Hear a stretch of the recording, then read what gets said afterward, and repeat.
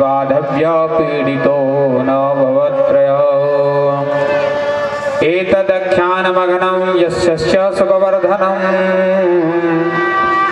आयुष्यं सर्वयगमुतलं पुत्रपौत्राधिकारकम् ब्राह्मणो ब्रह्मवर्चस्वी क्षत्रियो विजयी भवेत् वैश्यो धनसमृद्ध्या स्यात् शूद्रस्य ततमात्मयात्।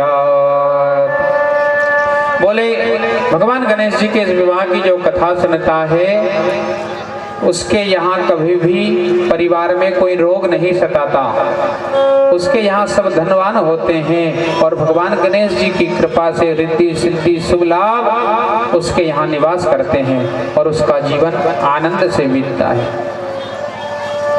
आपने भगवान गणेश जी की कथा सुनी। भगवान गणेश जी को तो द्वार पर लगाना चाहिए और शुभ लाभ दोनों द्वार के साइड में गेट में जब हम घुसे एक तरफ शुभ एक तरफ लाभ लिख कर रखे हमेशा, और साथ में रिद्धि सिद्धि भी। इससे हमारे घर में भगवान गणेश जी भी निवास करेंगे, रिद्धि सिद्धि निवास करेगी और शुभ लाभ निवास करेगा। ऐसी सुंदर आपने कथा सुनी। बोलिए गजानंद भगवान की जय। सूत जी महाराज कहते हैं आगे तारकासुर का एक पुत्र था तारकाक्ष, उसका भी भगवान शिव ने विनाश किया। भस्मासुर था जिसने भगवान शिव की तपस्या की, वर मांगने को कहा। बोले मुझे ऐसा वर दो जिसके ऊपर हाथ रखूं वो भस्म हो जाए। भोलेनाथ ने आशीर्वाद दे दिया।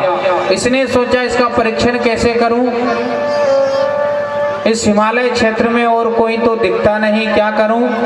भोलेनाथ से कहा मैं आपके ऊपर ही हाथ रख देता हूं। भोलेनाथ ने कहा मैंने आशीर्वाद दिया और मेरे ऊपर हाथ रखने चला। इसने कहा इसका परीक्षण कैसे होगा। भोलेनाथ के ऊपर हाथ रखने को तैनात हुआ, तैयार हुआ।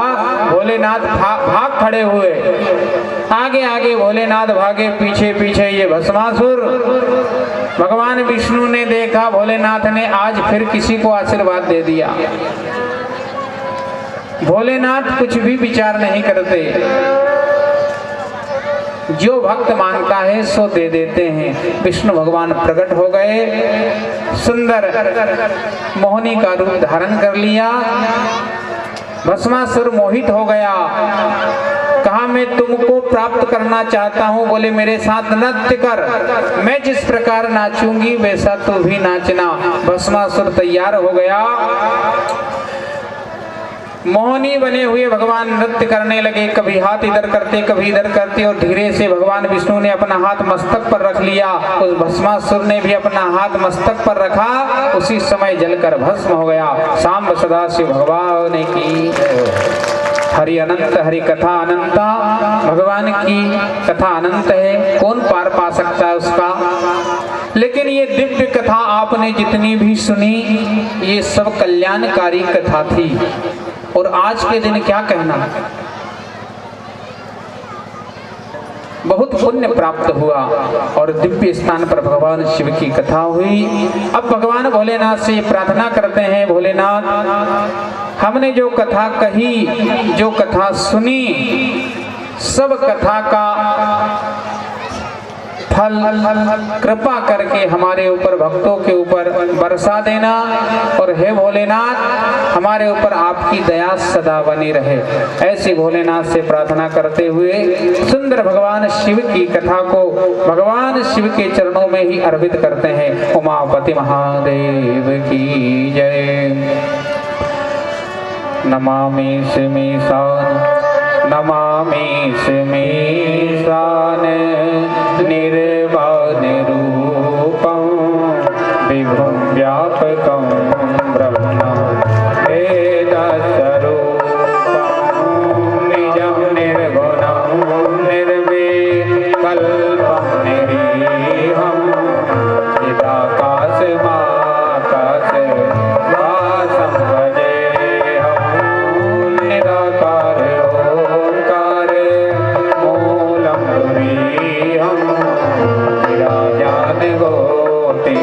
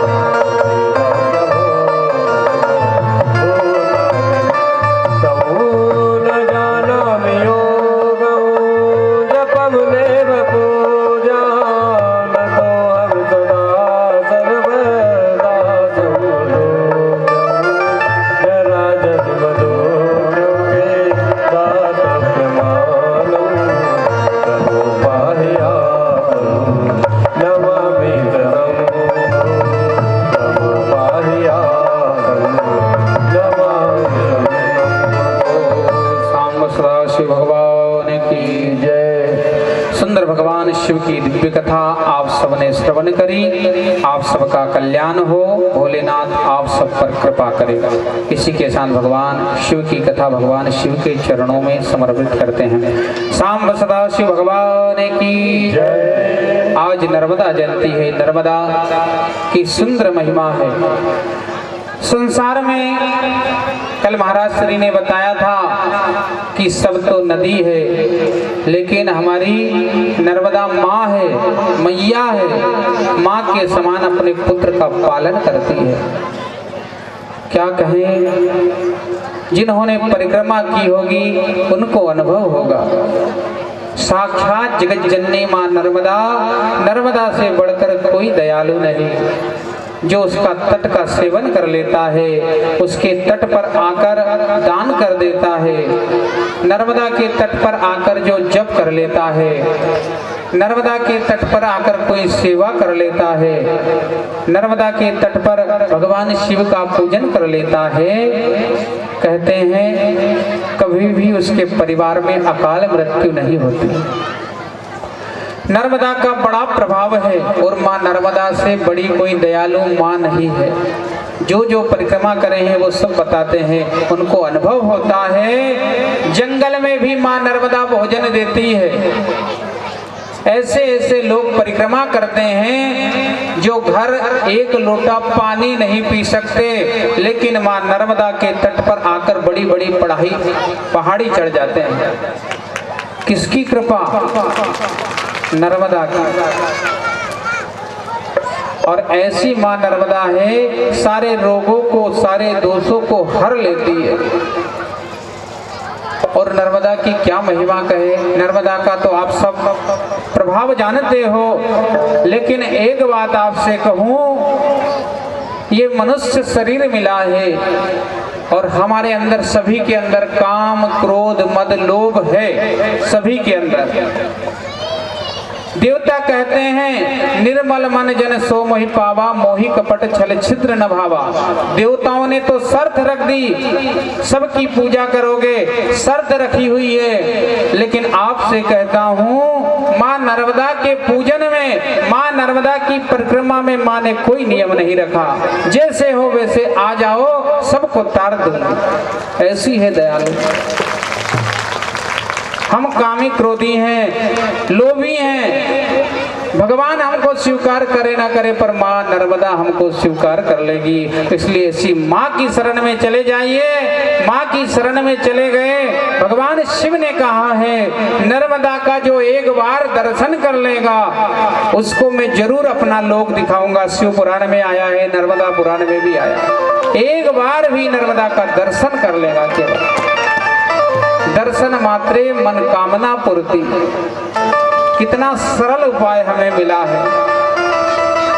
लोग जल के लिए तरसते हैं, राजस्थान में चले जाओ पीने के लिए पानी नहीं मिलता, और हमारे यहाँ देखो जहाँ तहाँ जल ही जल दिखाई देता है। किसकी कृपा है? अगर नर्मदा नहीं होती तो आज किसानी नहीं हो सकती, कृषि का काम आज हो ही नहीं सकता था, नर्मदा नहीं होती तो।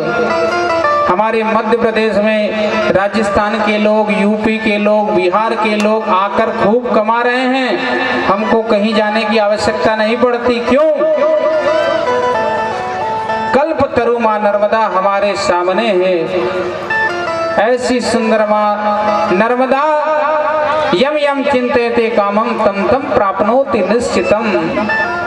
देखो तो जंगल में भी मंगल करवा देती है।